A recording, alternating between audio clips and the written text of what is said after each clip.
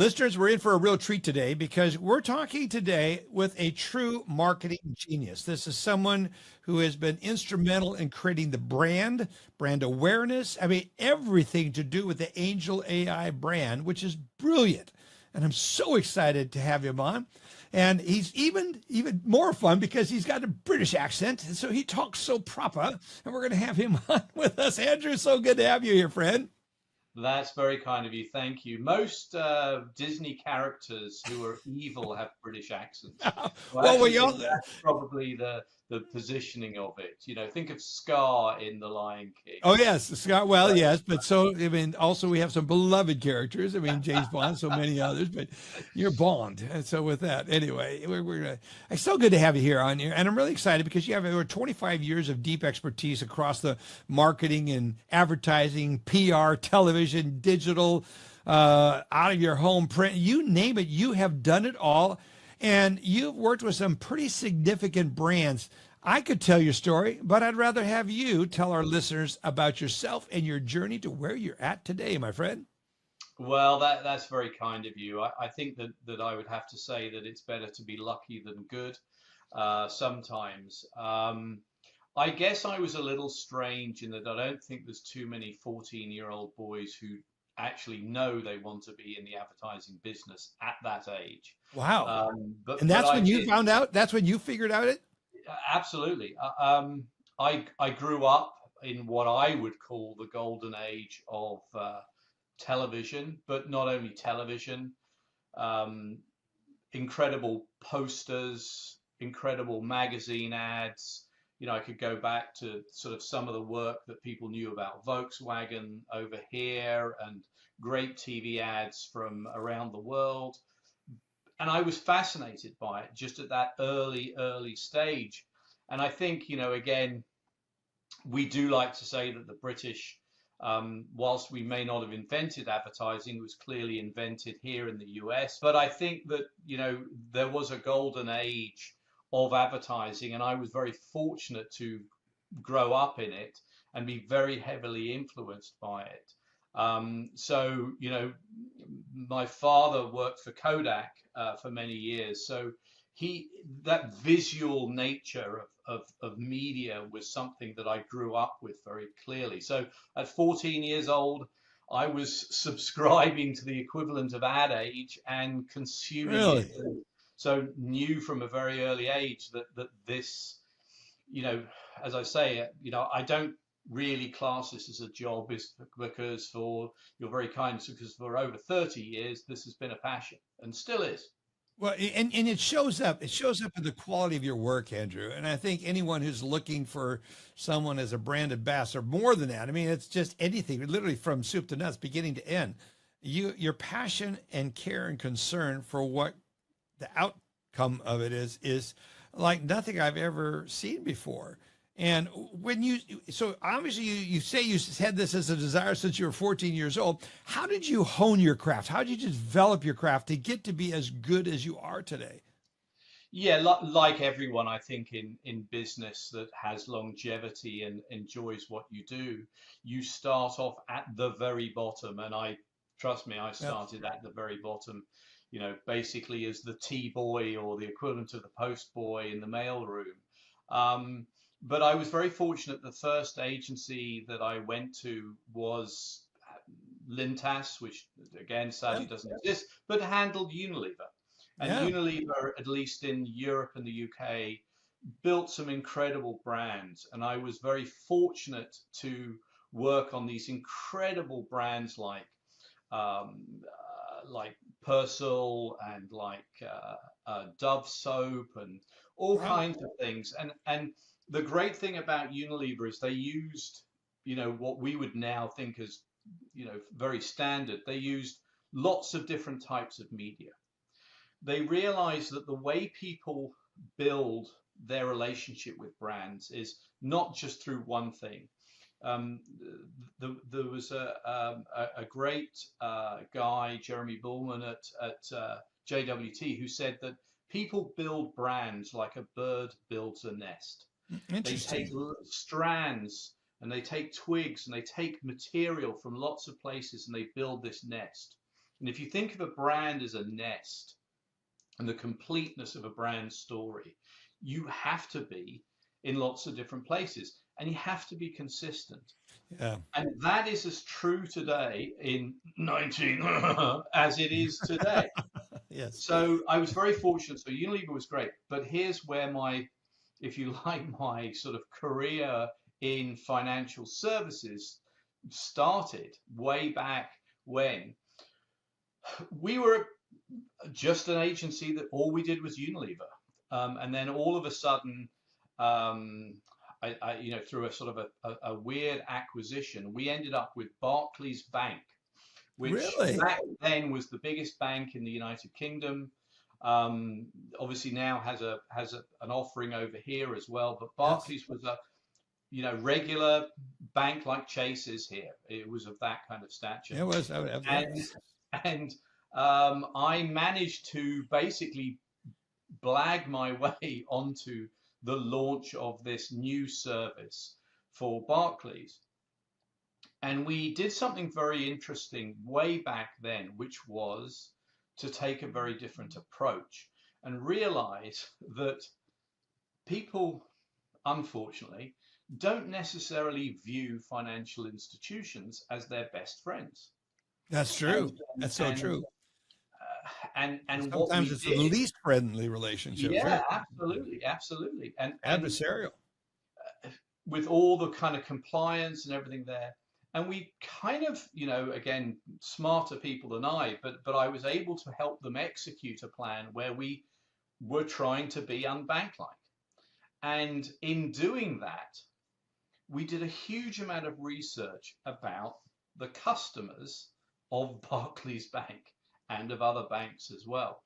And we started to find these sort of truisms, so to speak, about people's relationship with financial services. Now, I was sort of bottom of the totem pole.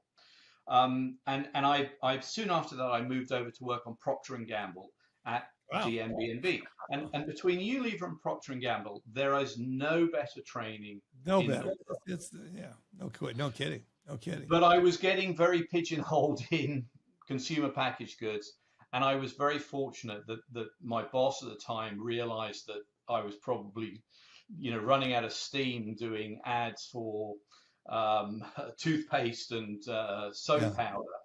And he knew that I loved movies. Again, I'm a huge movie fan. And I worked on 20th Century Fox films. And then by an accident of fate, I ended up being asked to join the Walt Disney Company as their in-house advertising and media person for Europe. And so that was when I started to spend a lot of time in the US. I'd come over for meetings and we'd start to see the early stages of films. One of my proudest moments is that we launched Toy Story around the world. Were you involved in that one? And I saw Toy Story on Sun servers in a room with all these huge servers, which probably you could now squeeze onto your phone. And we saw Woody and we heard Tom Hanks, but all we saw was this sort of wire character. Wireframe type structure, yeah. But we knew this was new. We worked on classical animation as well, like Pocahontas and Hercules and all these kinds of great classic animation. But like all things that can evolve, we went from classical animation to digital animation. And I, at that time, was spending a lot of time in America. I'd love to move to America, but unfortunately Disney said, no, we want you to stay in Europe. And so I was like, oh my goodness. But then I got headhunted to come to New York to work for what was then Young and Rubicon, which was a great storied agency that was looking to evolve into a more forward-thinking operation. 2 years later, we're acquired by an English company called WPP, where it's better to be lucky than good. So I was the quintessential American in New York and went on to work. One of the first accounts I worked on was Citibank, which I worked on Citibank for about a decade. Wow. What a journey. And it's so interesting to see how the different paths we take in an early career contribute to where we're at today. you've been so instrumental in crafting the vision for AngelAi and for Pavan, and that has been it's a work of genius work, especially coming up with the logo. You know, we literally found out that we've been awarded the Fast Company Award for innovation by design, It's and I think amazing. that is very That is interesting. such a significant award. Fast Company is recognized as one of the most credible, one of the most highly regarded awards you could get as a publication. They really do that. It's not just one of those pay for play type things. This is a deeply researched award. And so, how did that come about? That's amazing. Well, look, you know, I think that a lot of people have become very familiar with AngelAi maybe over the last, 12 months, 24 months. You know, our association, the story for us began 6 years ago. In fact, a little over 6 years ago. And at that point, there was a vision, and Pavan had that vision. And over that time, to achieve that vision, there were some things that we agreed on very early, and there were things that we brought to the party. And one of those was radical simplicity. Is that financial services, by its very nature, is incredibly complicated, Yes, and incredibly difficult, and and oftentimes, like you said, related to the Barclays, it doesn't have the best relationship with the consumer. Yeah, and Regarded well. yeah, and so at every step of the way, we've,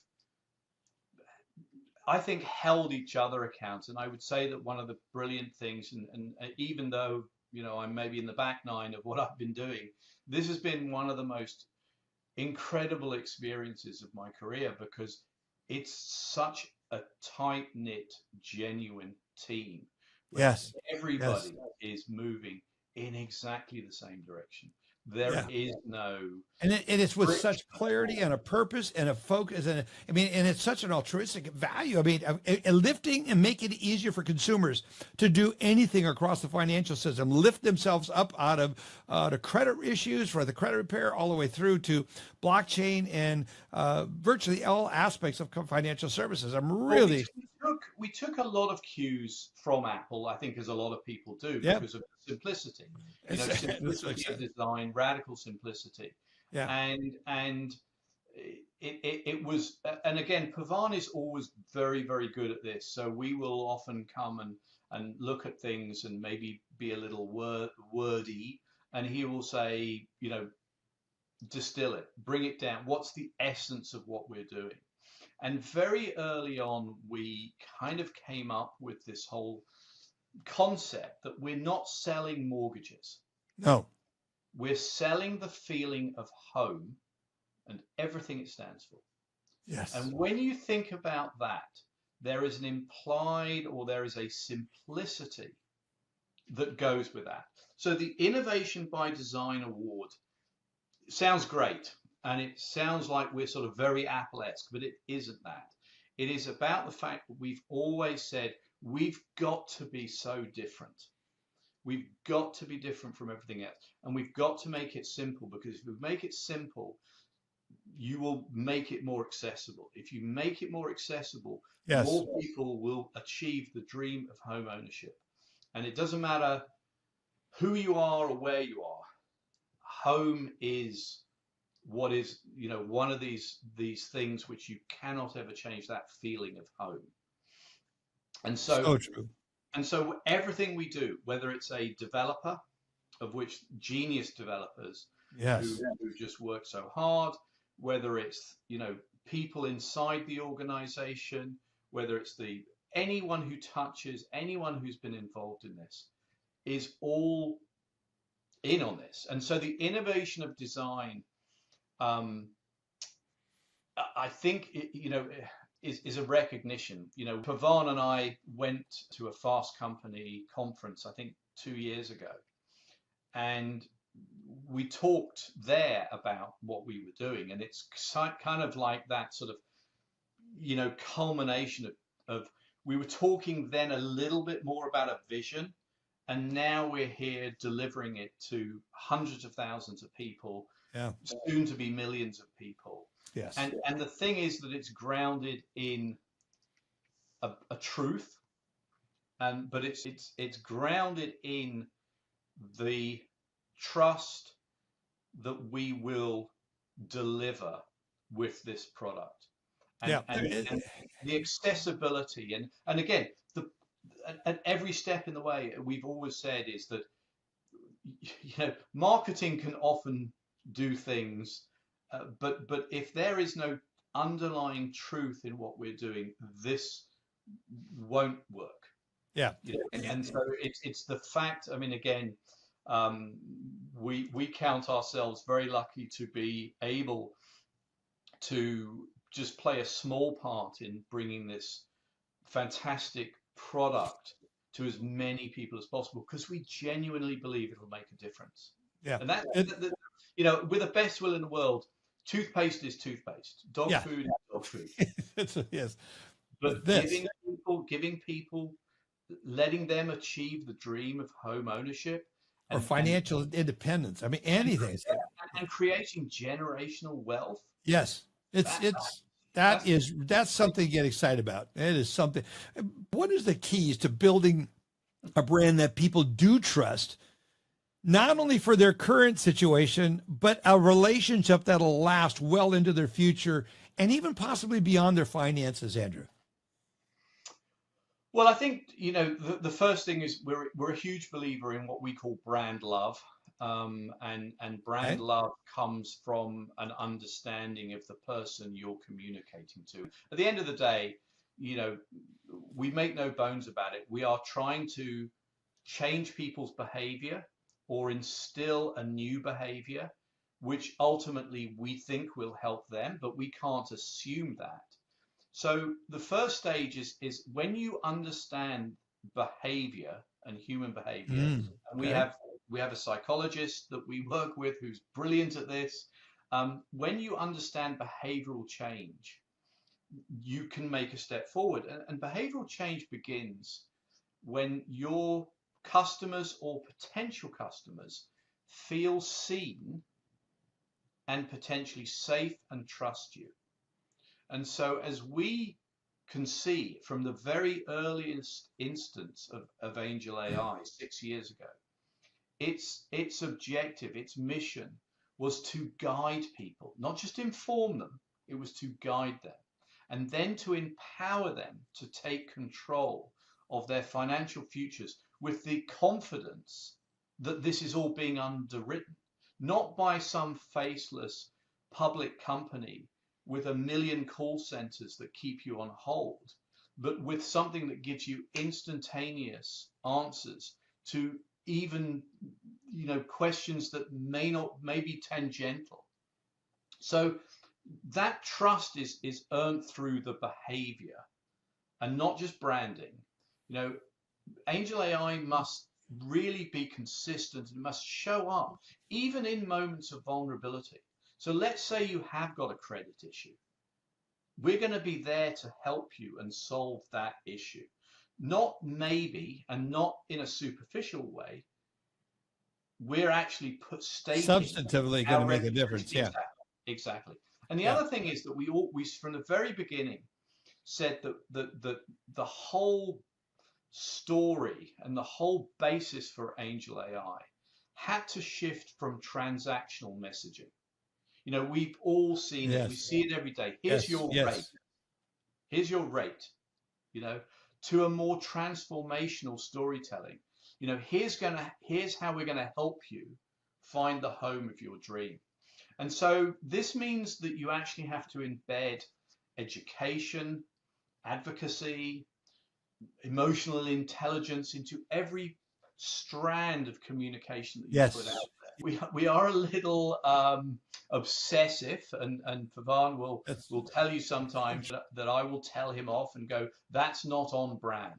That's not how AngelAi speaks, works, operates. And I got to speak to that relationship you have with Pavan, because You mean because it's been times they have a saying in NASCAR: if we ain't rubbing, we ain't racing. In other words, there's another saying: is iron sharpeneth iron, so does a friend accounteth a friend. I think there's so many. The relationships that sometimes are respectfully contentious. I don't know if it's contentious is the right word, but challenging each other, but with a basis of respect. And Pavan has profound respect for you, and you push back on him. I mean, no, we're not doing that. No. And I can't wait to get to the back. It's always out of love, complete Well, love. I know. Like the guy is a genius, and so look, He is. I mean, it is. I don't know. I never met him. I never interacted with Steve Jobs, but I can only imagine it's similar. Oh, it was to having adversarial. Yeah, who, it's not adversarial in the sense with with Jobs. Pavan's, you're all aligned on the same goal and objective. And I mean, one of the things he talks about, you touched on it earlier, and I want to make sure we weave this back in, is the empathy that he's building into the product. Was this your idea? I know Pavan was raised with like that with his dad. I knew who I knew very, very well. You know what? It's like all the great things. I don't think it was anyone's idea. It was natural. It came organically emerged. It came out of Pavan's vision, which was, if we don't understand, how can we deliver? We don't have that empathy, and and before we got involved, decades before, Pavan realized that there was a power in machine learning, but there was also a potential negative, which is that people don't feel listened to and don't feel understood. Oh, true. Yep. And particularly people who financial services have never talked to directly before, and that's that was something we got. So I think whilst we sort of came up with empathetic AI, it was so long before that. I mean, empathy is in the heart and soul of this brand, and the people that build it. I mean, it's really true in Pavan. It's so true of his dad, who's passed, and of what this family is about. You meet his family; they all care deeply. They've done very well financially. I mean, it's funny because we don't kind of think about it. It's just it's what we do. We go, well, of course that's what you're going to do. And it's funny when you sit and look, and we often do this, we sort of go and pull everything else that's going on in the marketplace and look at the competition or what have you, and we go, where's the heart and soul? Where's the emotion? Yeah. And that, look, it's easy. I do believe that empathy is really just being inclusive. Yeah. I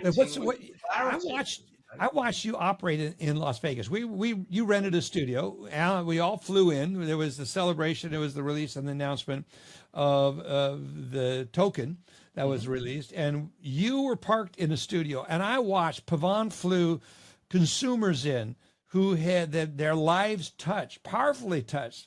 And you interviewed them and you drew out that story, which is brilliant how you did that. So, I mean, you were there. I got to be behind the scenes and draw some things out, but you did a brilliant job of directing that, Andrew, and how you drew those consumers where first time they'd ever been on camera, first time they've been under bright lights in a professional studio.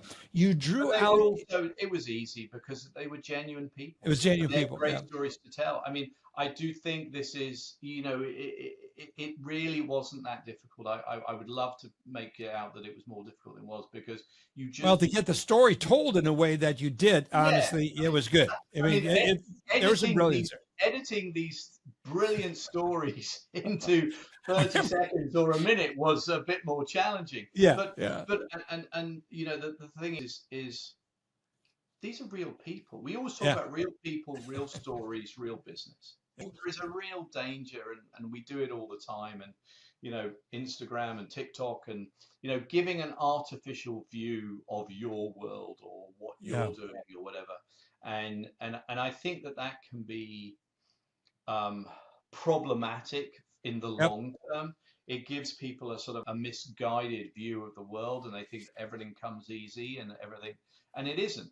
Life is hard, and there's harsh realities. Yes. Yeah, particularly when it comes to trying to get onto the ladder of home ownership when there aren't enough affordable houses, and Yeah. interest rates are at the all-time highs, for the last 20 years. Yeah. And so I think that what we try to focus on is that if we can hold a mirror up to people and say, here's somebody like you, or here's somebody whose life hasn't gone completely smoothly and hasn't gone from, the yacht to the island to the Hamptons to the shore or whatever. Everyone has problems with credit. Yeah. You know, So we've many got people. we've got celebrities. We've Yeah. got I mean, celebrities that we work with who've had yeah. issues with credit, Yes. and then people go, "Oh, so and you can help me as well because you helped them." Yeah. That's where you get that.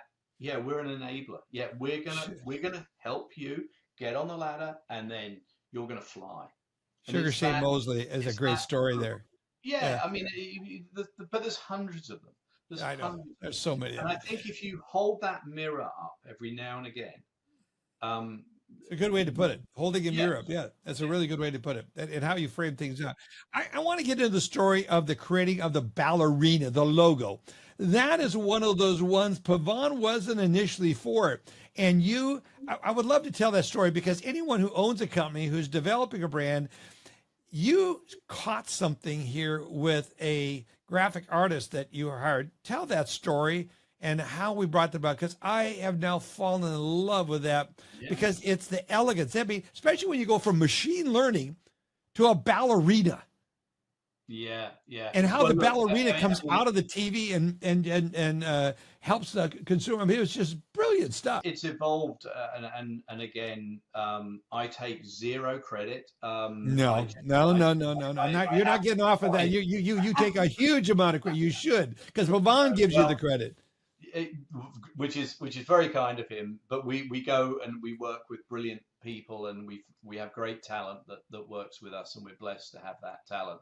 So the story of the logo first, and when we have to go back a little bit because the first part of this, which was um, the fact that originally, this was like an answer engine.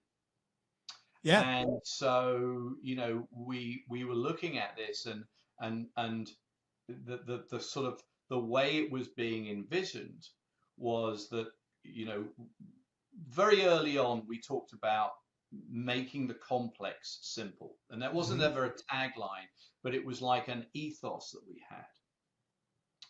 And so as we started to kind of go down this route, we realized, and we spent a lot of time with the developers and with Pavan, and we said, well, so how are you doing this? And look, I am not a techie guy.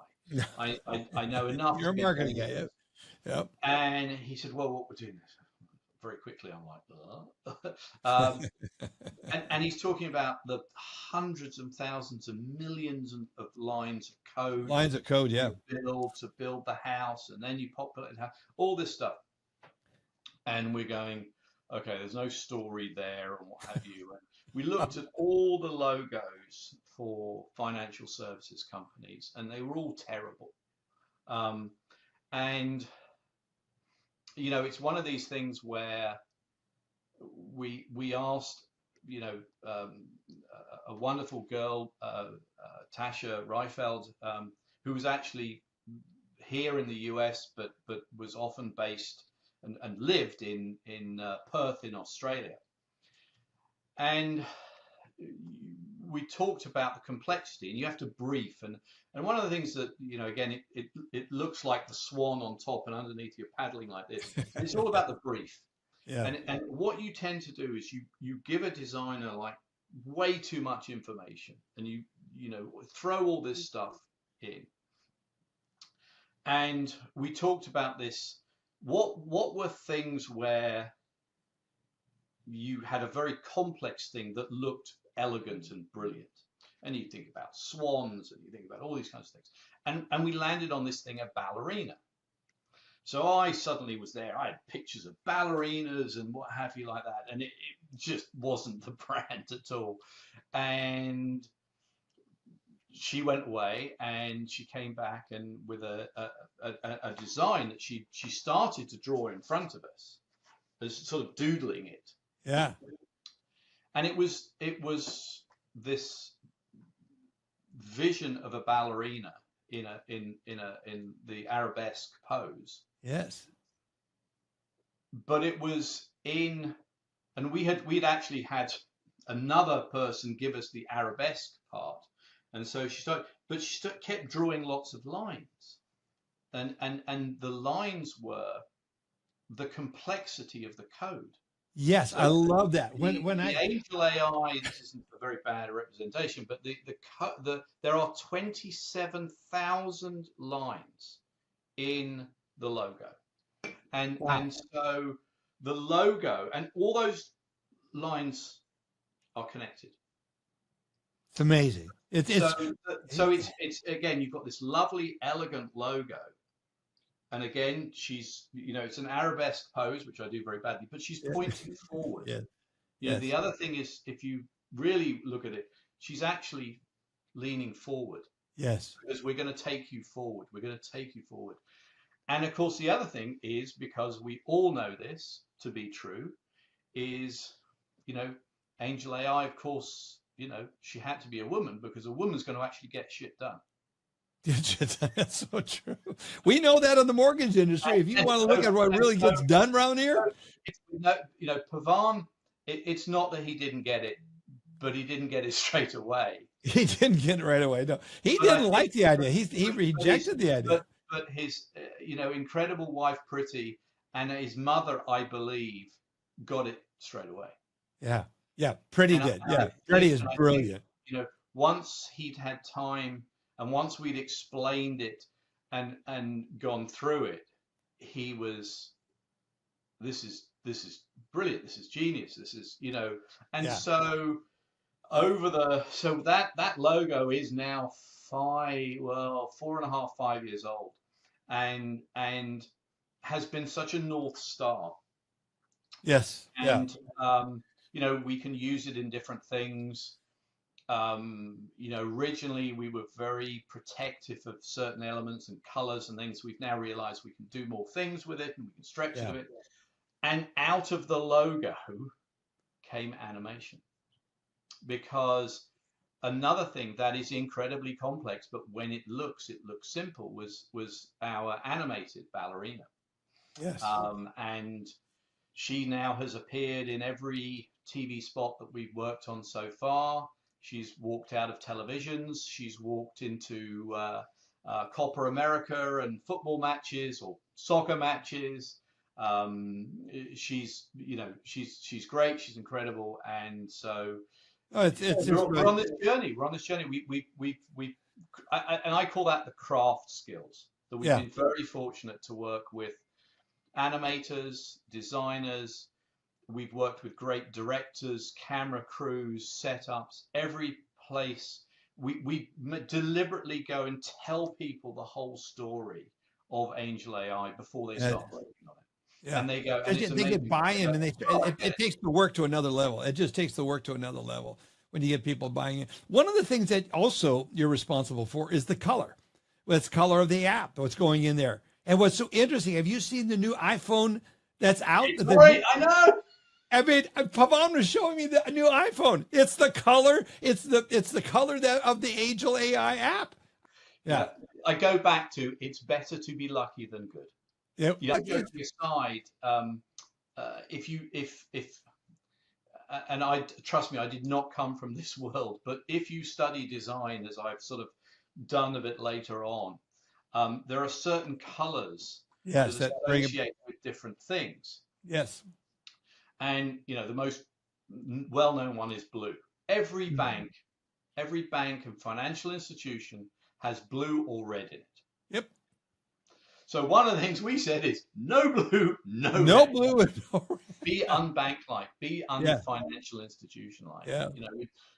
And the orange and again, we're not 100% orange, but the predominance of the orange is that Yes. it's a warm color, it's welcoming, and you tend to find it's associated with various positive traits.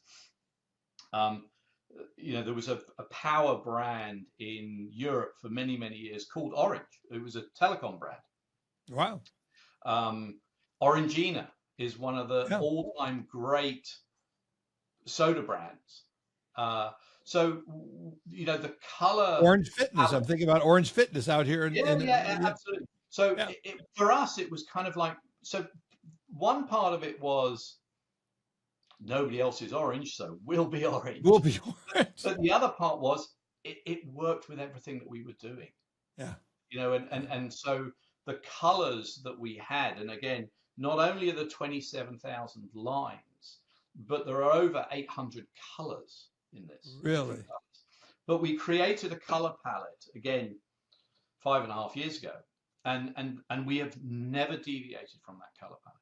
Well, I tell you, consistency. So that's the other thing I would say to people is when you know you're right, stick with it and be consistent. Yeah, it's so fortunate. I mean, the definition of luck is preparation met with opportunity, and you guys have done so much preparing, and the opportunity was presented to you. And I love what you've done. There's one of the things you and I talked about is the difference between tension and growth and authenticity. The tension between growth and authenticity, especially when you're dealing with rapid expansion, you're scaling a brand up. Talk a little bit about what you mean there. Well, I think this goes back to growth being intentional, not just exponential. And I think that what that means is that every step that you take requires you to go back to those values or that mission. And this is what Pavan is so good at, is that if every now and again we're getting a little, he'll say, okay, what are we doing here? We share, constantly. And so there's never any lack of clarity. Yeah. The feedback is instant. And craft people like us, we crave feedback, negative, positive. Any feedback, get it. Because it is a process of refinement. Yes. So, that point of how do you continue to grow, but being true to this this ethos and is the intentionality. And I think that, look, if you look at why we use quite a few athletes in things that we do, athletes and great athletes represent discipline, perseverance, and personal triumph. And that's kind of a bit of a metaphor for what we're trying to do. So the other part of it is we can't dilute the messaging. Right. Okay? So we'll often have people say, hey, why don't you come and do this? And we go, because there's no emotion in it. There's no cultural relevance in it. There are places where AngelAi will probably never show up. And give me an example of what you mean by that. We'll never be in NASCAR, or we're never going to be in somewhere with just a badge. We have to mean something. The fact that when we've connected with sports and athletes is because of their personal. That's true. That's true. Not that they are in a piece of machinery. That's right. Is going 100 miles an hour. We love working with we have some incredible athletes. Yes. Some of them struggling over adversity. But they're on surfboards. Yes. They're not in 800 horsepower cars. Yeah. And so it's the relevance that is part of that. And I think that there's this thing I often talk about, which is our permission to be in a place must always be down to the emotional and the cultural relevance. That is really good. That then allows you to help and be seen as a behavioral change agent. So we always anchor it in the brand purpose. We always anchor it in this home of fair lending, that we are empathetic AI. And we will Oh my gosh, yeah. do that. And if we drag that anchor, then that's when Pavan and I think our customers and our consumers will hold us to account. Yeah, you're talking about empathic power brand, and you have been so instrumental helping craft that message where it brings intimacy and mastery and sensuality, even like with the ballerina. I mean, it's brilliant, and how you pulled this all together. Where is this all going? I mean, this is one of my favorite topics. I want to just continue to just interview you as this evolves, because you're going to be at the core of this thing and to where this is all heading. Where are we heading with AngelAi from your perspective for the journey that you've been on so far with this?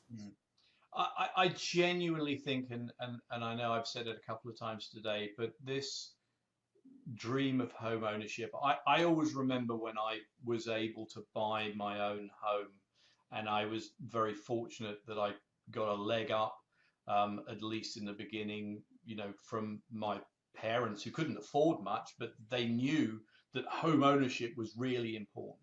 Yes. And there are millions of people who don't have that opportunity. Right.